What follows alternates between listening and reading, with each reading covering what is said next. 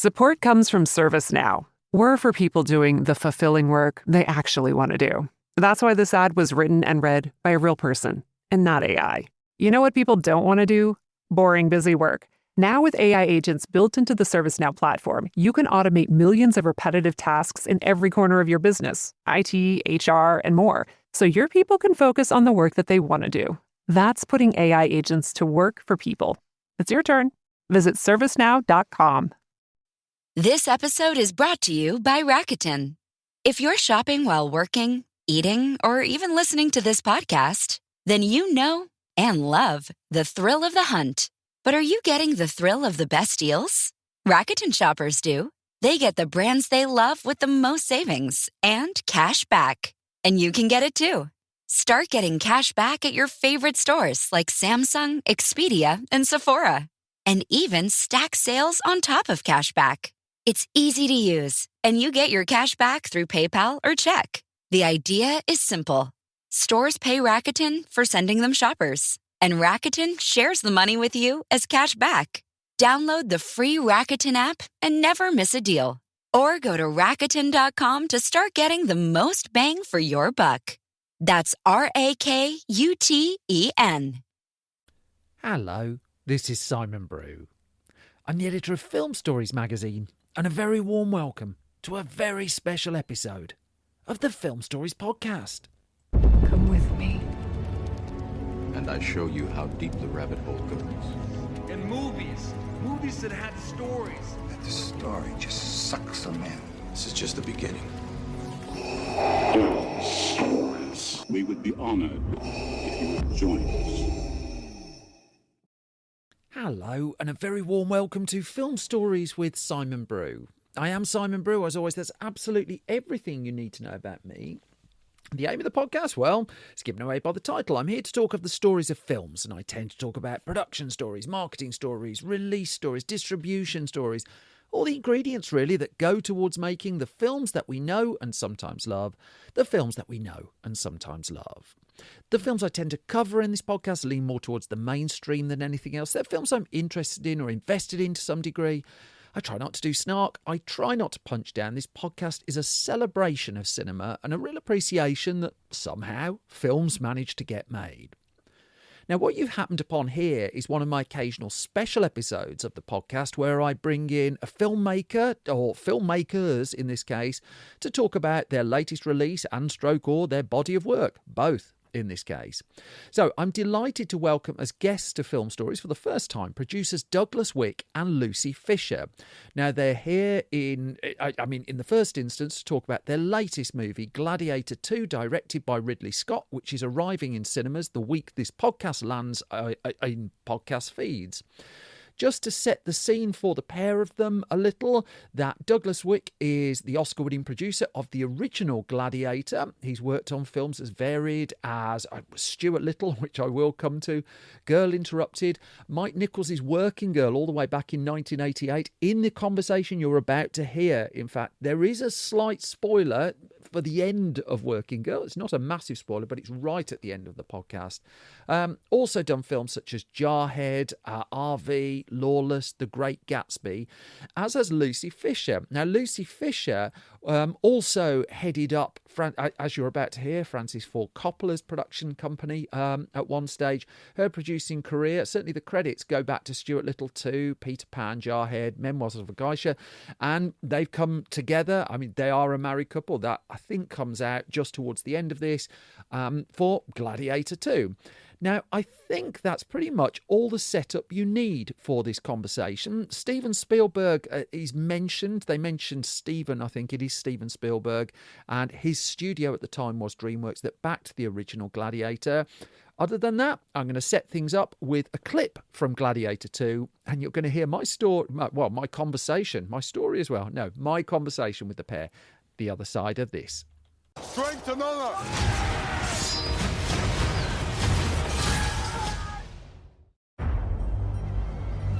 It is an art. Choosing gladiators. They're usually prisoners of war. I claim this city for the glory of Rome. You have something in you. rage. Never let it go. It will carry you to greatness. I own you now. But whose head could I give you to satisfy your fury? The general will do. Rome has taken everything from me. But I will have my vengeance. There is plenty of pain waiting for you in the next life. I don't know why you are so greedy for it in this one. Your Majesties. This is your gladiator. It is. I have the trust of the Emperor.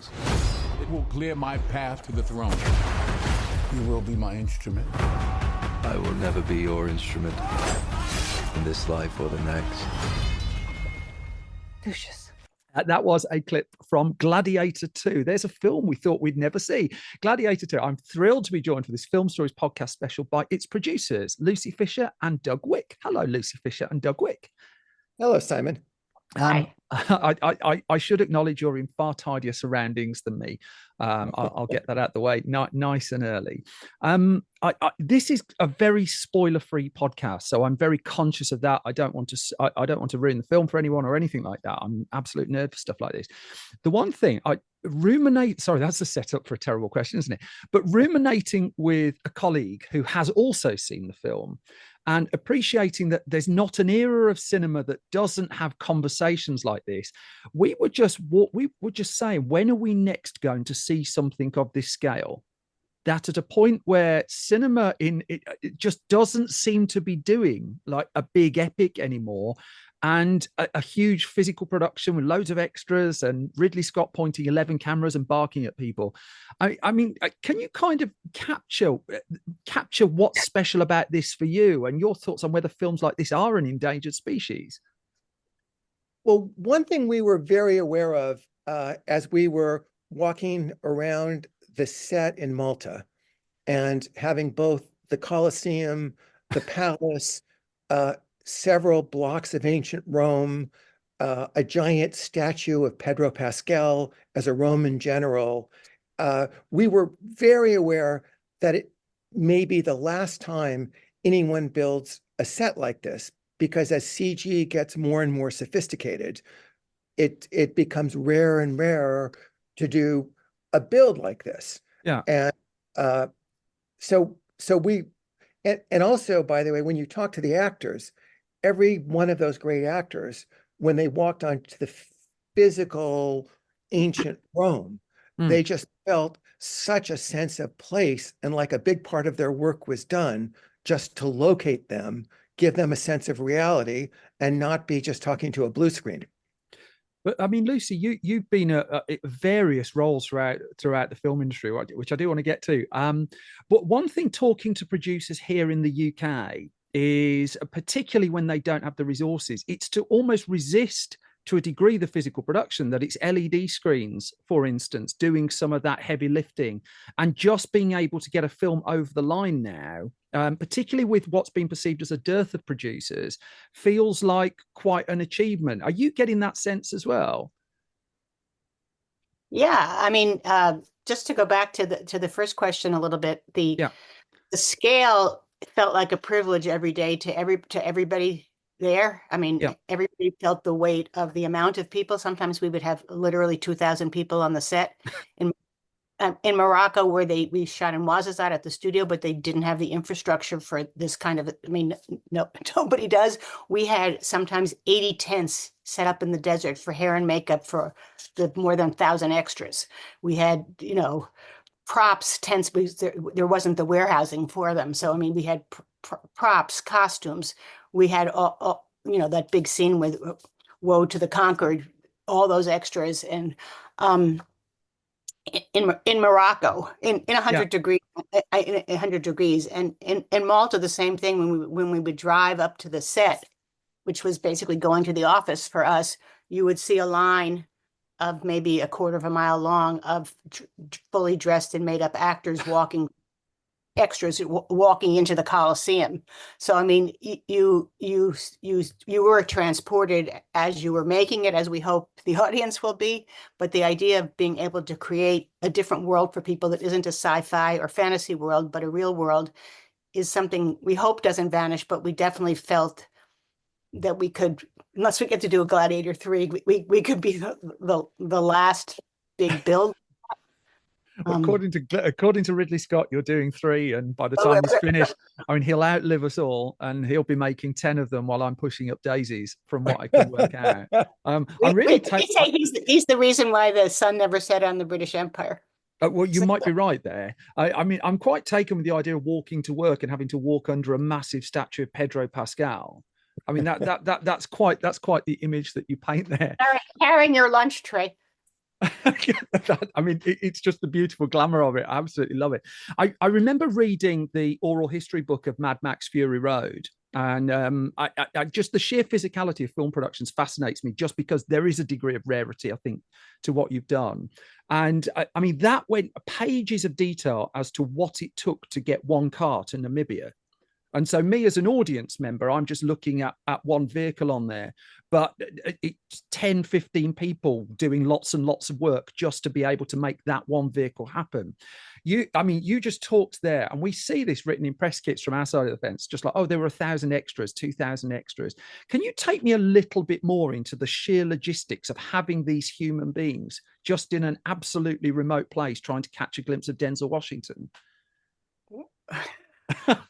In Morocco, we had two tents for eating, because there was Moroccan food in one tent, and I mean, you had to be in the shade if you weren't out. You have to be outside. You had to be in the shade. It was a military logistical. You did feel like, okay, if we put all of our wars in charge of our line producers, we would function more efficiently. I mean, the transportation alone of the shipping costs, which we won't go into the details of that, of getting all those materials. Malta doesn't have them, so much was from the UK.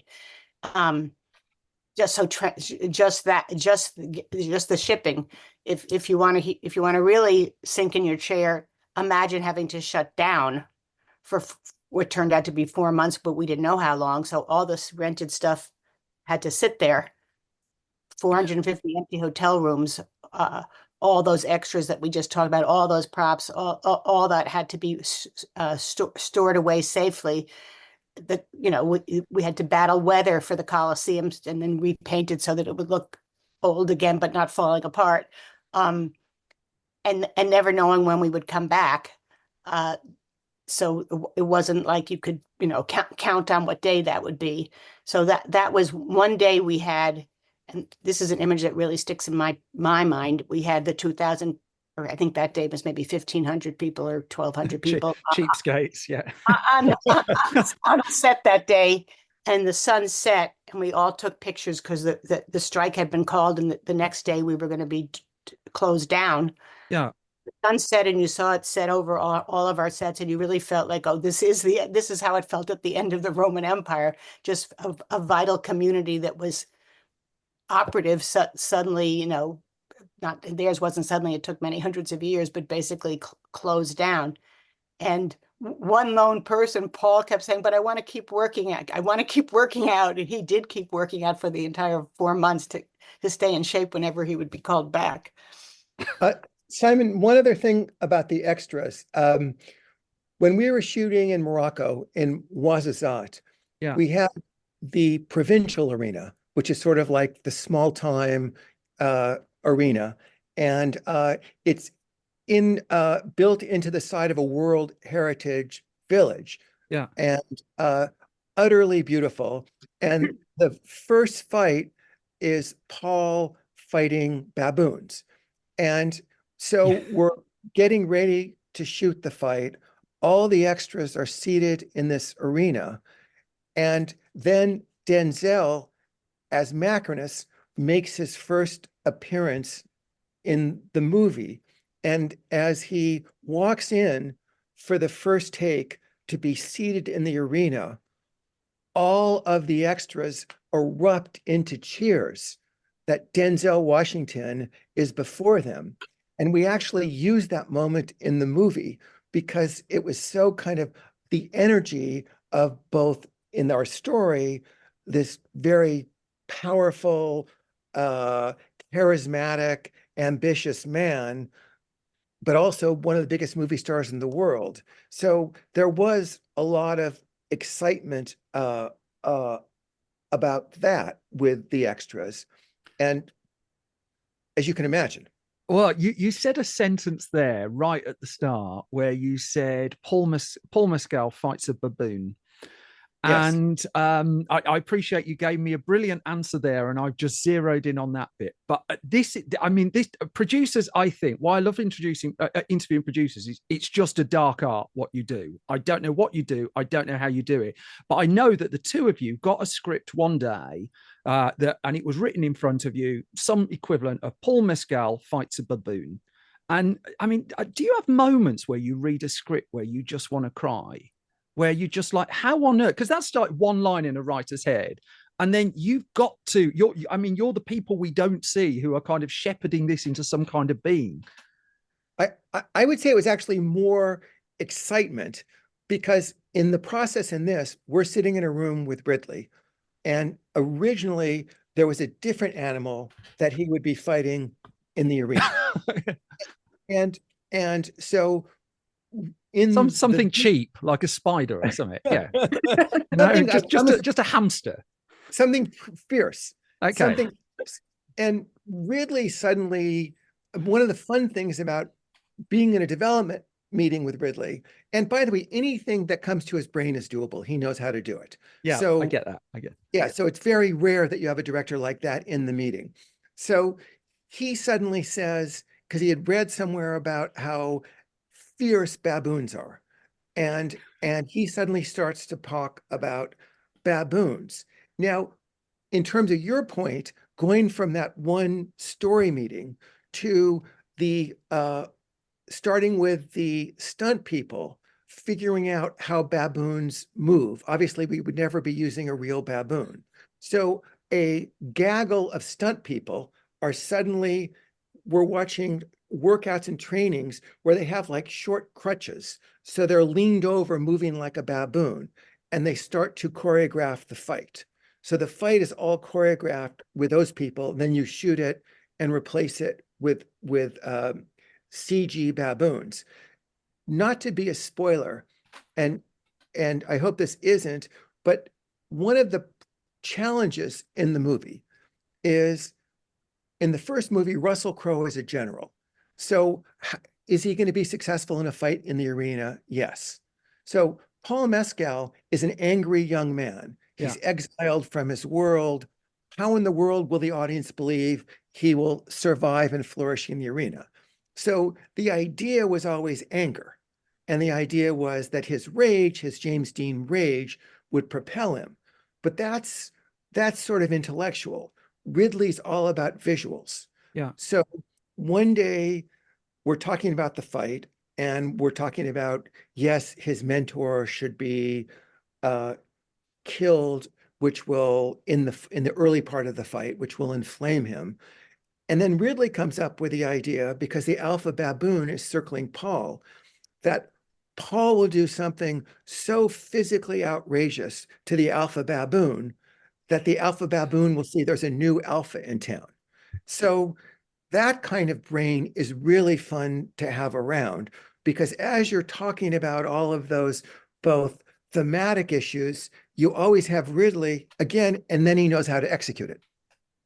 Just also to add to that, it wasn't just like a line in the script, because the way Ridley thinks and works, you probably already know this, but he storyboards very early on. So while we were sitting at the table talking about the scene, he starts drawing it right there and then, and he ends up months in advance, particularly with when you have to have VFX to execute it. But for every scene, months in advance, he's drawing it, and then he even paints each one. They're beautiful. He started as an artist, but so it's an organic process. It isn't just a line and then it gets farmed out to various people. It's an organic process from the beginning of But watching these guys, and he put them in baboon faces too, so that they would scare each other a little bit and not just look like stunt people to each other. So as they were fighting, they looked like weirdos with crutches with a baboon in black suits with a tail and a baboon face. I mean, the two of you are saying words that nobody has ever said to me before in an interview. When you were like producing the Stuart Little films, did you ever dream that you would be sat talking to someone in 20 years' time saying, we didn't use a real baboon and we choreographed a fight with an alpha baboon? That's amazing. It's true. It's always bizarre. And by the way, briefly in the script, a writer wrote in that that Lucilla would be terrorized by a lion. So briefly, everyone's talking about you can't put her with a real lion. That luckily didn't stay in the story. When you mention Stuart Little, though, you're always dealing with these weird practical things, not as big. So on Stuart Little, we got a call one day that there was one trained cat, and it was the only one who could do a certain kind of scene. And we got a call saying we have to shut down. And I say, how come? They say, because the cat's asshole fell off. And I said, what does that mean? And it's a physical thing called a protruding asshole, which comes from stress. So, but Doug, I watched your Oscar acceptance speech earlier, and you didn't use any of these words in that. you weren't telling the audience about protruding assholes and like a cat's. I didn't have enough time, Simon. I didn't have enough time. They do wrap you up fairly quickly. No, but can you imagine them cutting the music as I'm talking? The music keeps going to shut me up.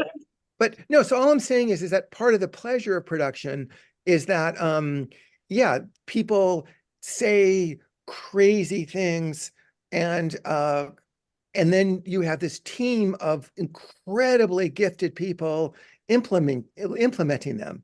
On the first movie, when Ridley said, a rhinoceros would be really cool, I remember talking to because you couldn't do it CG then, one of the key rhinoceros trainers in the world. And he said, we talked about, could you bring a rhinoceros to Malta? But then he said, there's one problem, which is once you get it moving, you can't stop it. So clearly that was a production problem we couldn't overcome. So yes, to your point, that is part of the fun of just crazy problems. It's also very suspenseful because we had the best people in the world, our VFX team, and Ridley as the commander, manager, inventor of it all. Yeah. But you don't really know till it's pretty far along how well it's going to work in terms of how well it'll turn out. In fact, on Stuart Little, we had to preview it and nobody had ever had a CGI leading man in a movie before. So, I mean, a lot depended. I mean, people say you can't put fur in water and it'll never work, and he's in the water. But my real point was we previewed it, and sometimes we had the real Stuart, and sometimes we had Stuart halfway done where the fur wasn't in at all yet. And sometimes we had a little stuffed animal. And a heartbreaking moment was after the preview when not more than one kid said, I loved it best when Stuart was in the wetsuit, which meant before he was finished. I feel like I'm doing producer's therapy here. Yes.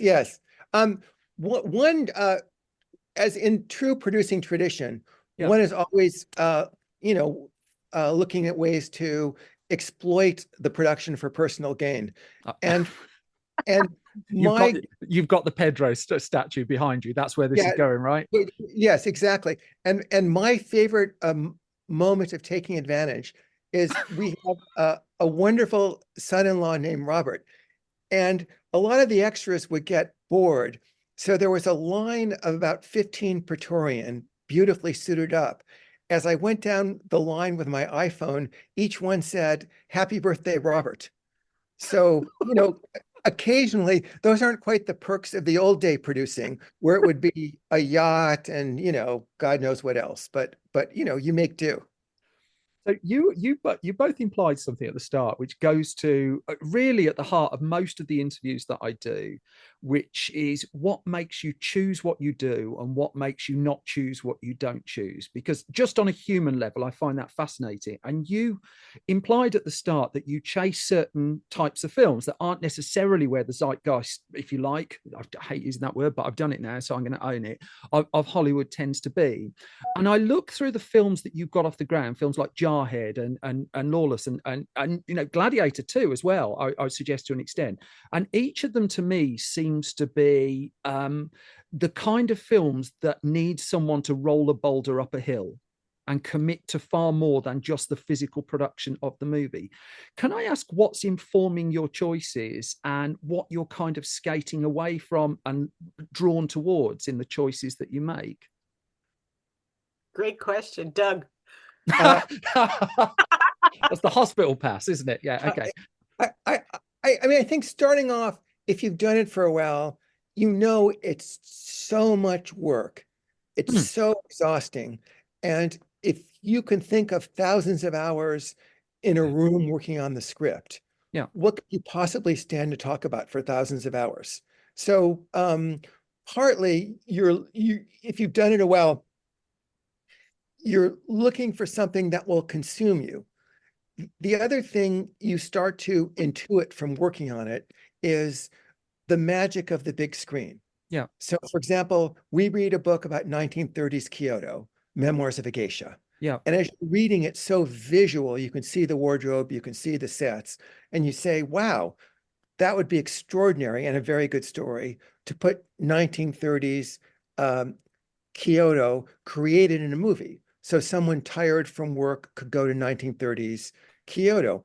On Gladiator, it began with a writer showing me research about the Roman arena, and which basically talked about how it was the epicenter of the culture. And both in terms of, because it was such the epicenter, there was all kinds of animal husbandry, engineering, drainage created, and advances, a little bit like the American space program, where so much of the resources of the culture were put on it. Ridley Scott said yes to the movie. When we went in to meet with him, we had the script and a picture by an English painter, Jerome, of the Roman arena. And Ridley looked at the picture, saw the arena, and said, I'll do the movie. And we said, well, don't you want to read the script? He said, we'll get that right. Yeah. This is extraordinary. So again, you're partly intuiting not only just what's a little story, but what fully uses the big screen. And then finally, you just have to use your own gut of, wouldn't that be really cool? Oh, I'd love to see that. Oh, that's a real turn on.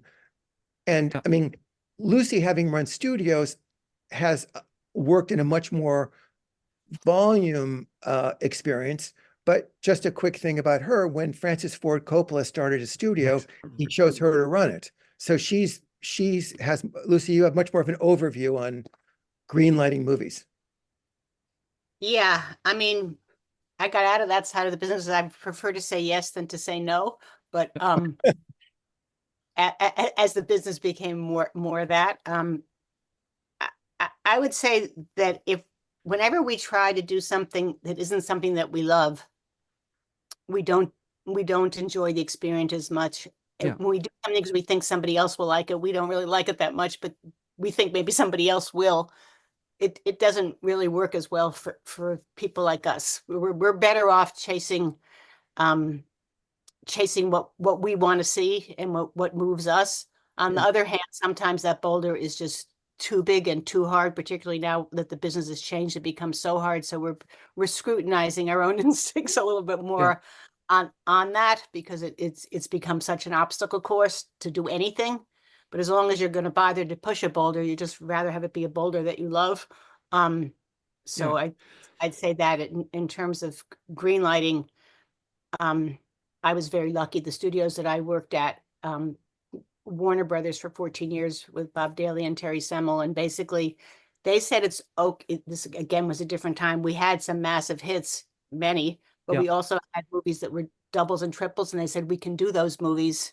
In those days, there was, people went to the movies more in the theaters, and there's much more variety within the range of that, where you're not trying to only hit the giant box office bonanza.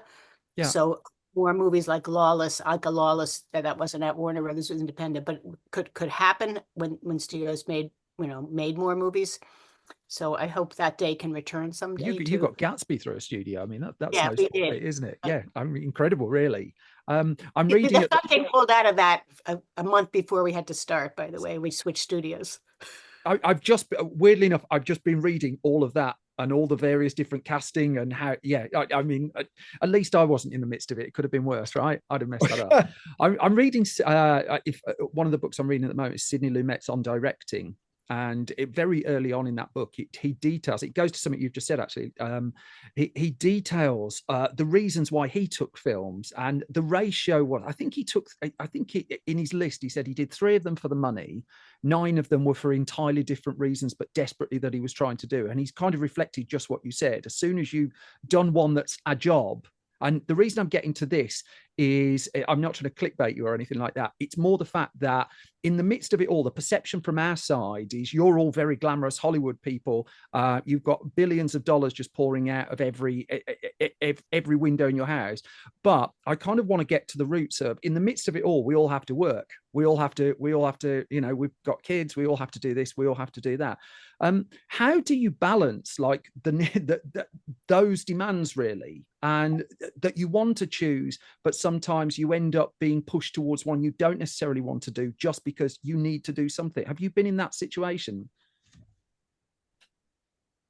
Yeah, I'm sure I don't. It's not like a movie is ready to. There's only one movie that I can think of where the studio asked Doug to do it, and it wasn't a movie that he had developed or wanted to do, but they said, "Can you help us out? We're in trouble. Can you help us out?" And we won't mention what that movie No, I'm was. not after the name of the movie. I'm more after the human. But I'd say no. Mostly the only way you can get something made is by working so hard to push it to the decision-making point. Yeah. So it's like it got there by itself, and then you're deciding whether to jump on it or not.